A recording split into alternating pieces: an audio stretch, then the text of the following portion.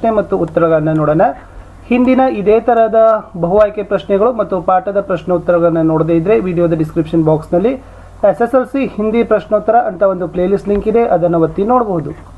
निम्नलिखित प्रश्नों के लिए 4 विकल्प दिए गए हैं जिनमें एकमात्र सही उत्तर है. सही उत्तर चुनकर उसके संकेताक्षर सहित पूर्ण रूप से लिखिए. ಕೆಳಗಿನ ಪ್ರಶ್ನೆಗಳಿಗೆ 4 ಆಯ್ಕೆಗಳನ್ನು ಕೊಟ್ಟಿದ್ದಾರೆ. ಒಂದು ಆಯ್ಕೆ ಮಾತ್ರ ಸರಿ ಉತ್ತರ ಇದೆ. ಸರಿಯಾದನ್ನ ಆರಿಸಿ ಅದರ ಸಂಕೇತಾಕ್ಷರದೊಂದಿಗೆ ಪೂರ್ಣವಾಗಿ ಬರೆಯಿರಿ ಅಂತ ಸೂಚನೆ ಕೊಟ್ಟಿದ್ರು. ಮೊದಲ ಪ್ರಶ್ನೆ ಇತ್ತು, ಅಭಿನವ ಮನುಷ್ಯ ಕವಿತಾಕ್ಕೆ ಕವಿ ಹೈ ಅಂತ ಕೇಳಿದ್ದಾರೆ. A Bhagwati Charan Verma, B Sohan Lal Dwivedi, C Ramdhari Singh Dinkar, D ಇನ್ಮೆ ಸೆ ಕೋಯಿ ನಹಿ. ಸೊ ಅಭಿನವ ಮನುಷ್ಯ ಕವಿತೆಯನ್ನು ಬರೆದಿರ್ತಕ್ಕಂಥ ಕವಿ ಯಾರಪ್ಪ ಅಂದರೆ ಆಪ್ಷನ್ ಸಿ ರಾಮಧಾರಿ ಸಿಂಗ್ ದಿನಕರ್ ಅಂತಕ್ಕಂಥದ್ದು ಸರಿ ಆಗ್ತದೆ. ಎರಡನೇ ಪ್ರಶ್ನೆ, ಅಭಿನವ ಮನುಷ್ಯ ಕವಿತಾ ಕಾ ಯಹ ಸಂದೇಶ ಹೇ. ಹಾಗಾದ್ರೆ ಅಭಿನವ ಮನುಷ್ಯ ಪದ್ಯದ ಮುಖ್ಯ ಸಂದೇಶ ಏನು? ಎ ಮಾನವತಾ, ಬಿ ರಾಷ್ಟ್ರ ಪ್ರೇಮ, ಸಿ ಭಾಷಾ ಪ್ರೇಮ, ಡಿ ಸಾಹಸ. ಸೊ ಮುಖ್ಯವಾಗಿರ್ತಕ್ಕಂಥದ್ದು ಏನದಪ್ಪ ಅಂದರೆ ಮಾನವತಾ ಹ್ಯುಮ್ಯಾನಿಟಿಯ ಒಂದು ಮೆಸೇಜನ್ನು ಸಂದೇಶವನ್ನು ಸೊ ನಮಗೆ ಅಭಿನವ ಮನುಷ್ಯ ಅಂತಕ್ಕಂಥ ಪದ್ಯ ಕೊಡ್ತದೆ. ಎ ಮಾನವತಾ ಅಂತಕ್ಕಂಥದ್ದು ಸರಿ ಆಗ್ತದೆ. ಪ್ರಶ್ನೆ 3, ಅಭಿನವ ಶಬ್ದ ಕಾ ಅರ್ಥ ಹೇ. ಸೊ ಹಾಗಾದರೆ ಅಭಿನವ ಶಬ್ದದ ಅರ್ಥ ಏನು? ಎ ನವೀನ, ಬಿ ಜ್ಞಾನ, ಸಿ ಅಭಿನಯ, ಡಿ ಅಭಿಭಾವಕ. ಸೊ ಅಭಿನವ ಪದದ ಅರ್ಥ ಏನಾಗ್ತದಪ್ಪ ಅಂದರೆ ಎ ನವೀನ ಅಂತ ಆಗ್ತದೆ. ಎ ನವೀನ ಇಸ್ ದ ರೈಟ್ ಆನ್ಸರ್. ಪ್ರಶ್ನೆ 4, ಅಭಿನವ ಮನುಷ್ಯ ಕವಿತಾ ಕೆ ಅನುಸಾರ ಆಜ್ ಕಿ ದುನಿಯಾ ಐಸಿ ಹೇ. ಹಾಗಾದರೆ ಅಭಿನವ ಮನುಷ್ಯ ಪದ್ಯದ ಅನುಸಾರವಾಗಿ ಇಂದಿನ ಜಗತ್ತು ಹೀಗಿದೆ. ಎ ಪ್ರಾಚೀನ, ಬಿ ವಿಚಿತ್ರ ನವೀನ, ಸಿ ಸಾಧಾರಣ, ಡಿ ತೇಜ ಪ್ರಗತಿಹೀನ.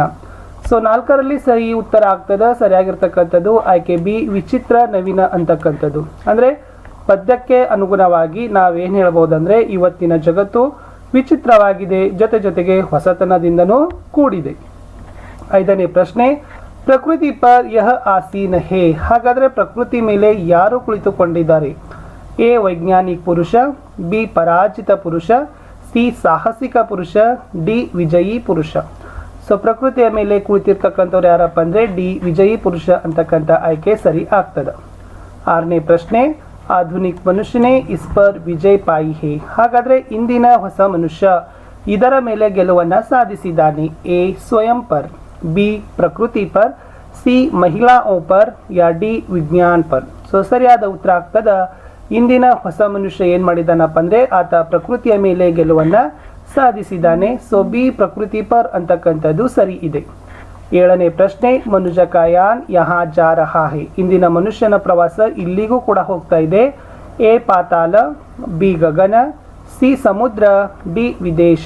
ಸೊ ಸರಿಯಾದ ಉತ್ತರ ಏನಾಗ್ತದಪ್ಪ ಅಂದ್ರೆ ಆಜ್ ಕಾ ಯಾನ್ ಯಹಾ ಜಾ ರಹಾ ಹೇ ಅಂದರೆ ಗಗನ ತಕ ಜಾ ರಹಾ ಹೇ. ಗಗನ ಅಂತಕ್ಕಂಥದ್ದು ಸರಿಯಾದ ಉತ್ತರ ಆಗ್ತದೆ. 8ನೇ ಪ್ರಶ್ನೆ, ಪರಮಾಣು ಕಿಸೆ ದೇಖಕರ್ ಕಾಂಪ್ತೆ ಹೈ. ಎ ಮನುಷ್ಯ ಕೆ ಕರ್, ಬಿ ಬಿಜಲಿ ಕೋ, ಸಿ ಮನುಷ್ಯ ಕಿ ಆತ್ಮ ಕೋ, ಡಿ ಮನುಷ್ಯ ಕಿ ಯುಕ್ತಿ ಕೋ. ಇಂದು ಪರಮಾಣುಗಳು ಇದನ್ನು ಕೂಡ ನೋಡಿ ಏನು ಮಾಡ್ತಾವಪ್ಪ ಅಂದರೆ ನಡಗ್ತಾವೆ ಅಂತ ಕೇಳಿದ್ದಾರೆ. ಸೊ ದ ರೈಟ್ ಆನ್ಸರ್ ನೋಡಿದರೆ ಏನಾಗ್ತದಪ್ಪ ಅಂದರೆ ಮನುಷ್ಯ ಕೆ ಕರ್. ಅಂದರೆ ಇಂದಿನ ಆಧುನಿಕ ಮನುಷ್ಯನ ಹಸ್ತಗಳನ್ನು ಕೈಗಳನ್ನು ನೋಡಿ ಸಹಿತ ಏನಾಗ್ತಾವಪ್ಪ ಅಂದರೆ ಪರಮಾಣುಗಳು ಸಹಿತ ನಡಗ್ತಾ ಇದ್ದಾವೆ. ಯಾಕಂದರೆ ಹೊಸ ಸಂಶೋಧನೆಗಳು ಇಂದಿನ ಆಧುನಿಕ ಮನುಷ್ಯನಿಂದ ಆಗ್ತಾ ಇದ್ದಾವೆ. ಇನ್ನೇನು ಕಂಡು ಹಿಡಿಬಹುದು ಅಂತಕ್ಕಂಥ ಯೋಚನೆಯಲ್ಲಿ ಪರಮಾಣು ಸಹಿತ ಇದ್ದಾವೆ. ಸೊ ಪರಮಾಣು ಸಹಿತ ಈ ಮನುಷ್ಯನ ಹಸ್ತಗಳನ್ನು ಕೈಗಳನ್ನು ನೋಡಿ ನಡಗ್ತಾವೆ. 9ನೇ ಪ್ರಶ್ನೆಗೆ ಹೋಗೋಣ. 9 ಹೀಗಿದೆ, ಮನುಜ ಇಸ್ಕಾ ಶೃಂಗಾರ ಹೇ. ಎ ಸೃಷ್ಟಿ ಕಾ, ಬಿ ಭಗವಾನ್ ಕಾ, ಸಿ ವಿಜ್ಞಾನ ಕಾ, ಡಿ ಪ್ರಕೃತಿ ಕಾ. ಇಂದಿನ ಮನುಷ್ಯ ಇದರ ಶೃಂಗಾರ ಅಂತ ಕೇಳಿದ್ದಾರೆ. ಸೊ ಮನುಷ್ಯ ಸೃಷ್ಟಿಯ ಶೃಂಗಾರ ಅಂತ ಹೇಳ್ತಾರೆ. ಆಯ್ಕೆ ಸಿ ಸೃಷ್ಟಿಕಾ ಅಂತಕ್ಕಂಥದ್ದು. ಯಾಕಂದರೆ ತಮಗೆ ಗೊತ್ತಿದೆ ಇಡೀ ಜೀವ ಸಂಕುಲಗಳಲ್ಲಿ ವಿಶೇಷವಾಗಿರ್ತಕ್ಕಂಥ ಪ್ರಾಣಿ ಯಾವುದೇ ಅಂತಂದರೆ ಆತ ಮನುಷ್ಯ. ಹೌದಲ್ಲ. 10ನೇ ಪ್ರಶ್ನೆ, ಮಾನವ್ ಕಿ ಪ್ರೀತ್ ಇನ್ಸೆ ಹೋನಿ ಚಾಹಿ ಹೇ. ಎಸ್, ಹಾಗಾದರೆ ಮನುಷ್ಯನ ಪ್ರೀತಿ ಇವರ ಜೊತೆ ಆಗಬೇಕು. ಎ ಅಸೀಮಿತ್ ಮಾನವೋ ಸೆ, ಬಿ ಪೈಸೋ ಸೆ, ಸಿ ಸೌಂದರ್ಯ ಸೆ, ಡಿ ಐಶ್ವರ್ಯ ಸೆ.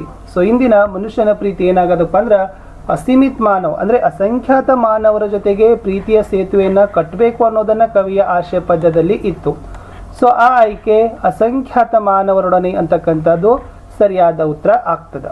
11ನೇ ಪ್ರಶ್ನೆ, ಮಾನವ ಕಾ ಸಹಿ ಪರಿಚಯ ಯಹ ಹೇ. ಹಾಗಾದ್ರೆ ಮನುಷ್ಯನ ಸರಿಯಾದ ಪರಿಚಯ ಯಾವುದು? जो प्रेम का रिश्ता जोड़कर आपस की दूरी को मिटाए, जो प्रकृति पर विजय पाए, जो परमाणु का निर्माण करे, जो सर्वाधिकारी हो. ಹಾಗಾದರೆ ಮನುಷ್ಯನ ಸರಿಯಾದ ಪರಿಚಯ ಗುರುತು ಏನಪ್ಪ ಅಂದರೆ ಜೋ ಪ್ರೇಮ ಕಾ ರಿಶ್ತಾ ಜೋಡ್ಕರ್ ಆಪಸ್ ಕಿ ದೂರಿ ಕೋ ಮಿಠಾಯಿ ಅಂತಕ್ಕಂಥ ಎ ಆಪ್ಷನ್ ಇದೆಯಲ್ಲ ಅದು ಸರಿ ಇದೆ. ಅಂದರೆ ಇಂದಿನ ಮನುಷ್ಯ ಅಸಂಖ್ಯಾತ ಮನುಷ್ಯರ ನಡುವೆ ಪ್ರೀತಿಯ ಸೇತುವೆಯನ್ನು ಕಟ್ಟಬೇಕು, ತನ್ನಲ್ಲಿನ ದ್ವೇಷವನ್ನು ದೂರ ಮಾಡಬೇಕು. ಬರೀ ಒಂದೇ ಪ್ರೀತಿಯ ಸೇತುವೆ ಕಟ್ಟೋದ್ರಿಂದ ಸಾಧ್ಯ ಇಲ್ಲ, ಯಾಕಂದರೆ ಅವರೊಳಗಡೆ ಇರ್ತಕ್ಕಂಥ ದ್ವೇಷ, ಕಲಹ, ಜಗಳಗಳು ದೂರ ಆಗಬೇಕು. ಅವಾಗ ಮಾತ್ರ ಏನಂತಾರಪ್ಪ ಅಂದರೆ ಕವಿ ಅವರನ್ನು ನಿಜವಾಗಿ ಮಾನವ ಅಂತ ಕರೆದಿದ್ದಾರೆ. 12ನೇ ಪ್ರಶ್ನೆಗೆ ಹೋಗೋಣ. ಮನು ಕಿ ಸಂತಾನ ಕೋ ಯಹ ಕಹತೆ ಹೈ. ಹಾಗಾದರೆ ಮನುವಿನ ಸಂತಾನ ಯಾರು? ಎ ದಾನವ್, ಬಿ ಮಾನವ್, ಸಿ ದೇವತಾ, ಡಿ ಅಮೀರ. ಸೊ ಮನು ಕಿ ಸಂತಾನ ಏನಪ್ಪ ಅಂದರೆ ಮಾನವ ಅಂತಕ್ಕಂಥದ್ದು ರೈಟ್ ಆನ್ಸರ್. ವ್ಯವಧಾನ ಶಬ್ದ ಕಾ ಯಹ ಅರ್ಥ ಹೇ. ಹಾಗಾದರೆ ವ್ಯವಧಾನ ಅಂದರೆ ಏನು?